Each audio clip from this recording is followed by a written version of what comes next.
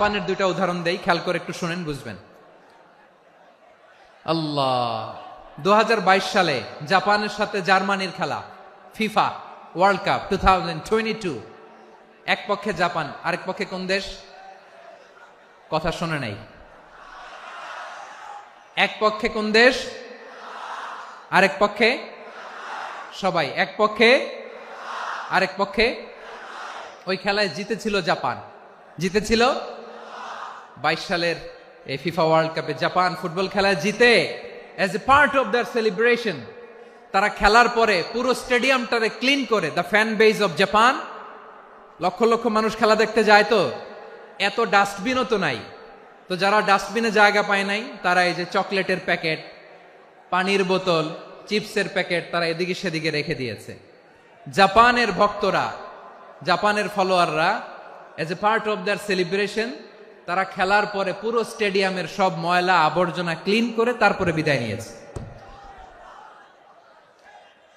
তাদেরকে কি ক্লিন করার দায়িত্ব দেয়া হয়েছিল?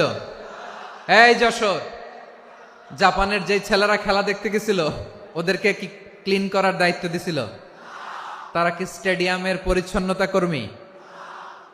তাদের আকল, তাদের সিক্স সেন্স তাদেরকে বলেছে। ছোটবেলা থেকে জাপান গভর্নমেন্ট ওদেরকে এত পরিচ্ছন্নতা শেখায়, ক্লিনলিনেস অ্যাওয়ারনেস ক্যাম্পেইন করায়।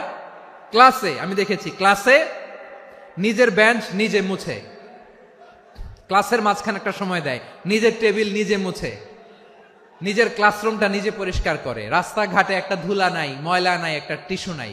খেলার পরে গোটা বিশ্বকে তাক লাগিয়ে দিয়েছে। জাপানের ফ্যানরা সবার রেখে যাওয়া গার্বেজ, টিস্যু, বোতল পরিষ্কার করে তারপরে স্টেডিয়াম থেকে বিদায় নিয়েছে। আমরা কেন এমন হইতে পারলাম না?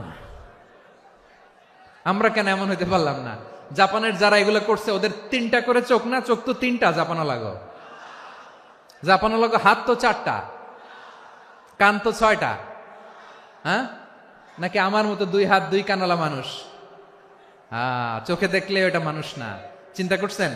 তার মানে জাপানিজদেরকে যে গ্রুমিং করে শিখানোর মাধ্যমে পরিচ্ছন্ন বানানো গেছে, ওরা যেমনি মানুষ আমরাও মানুষ। আমাদের সন্তানদেরকে শেখালে তারাও পারবে, পারবে কিনা?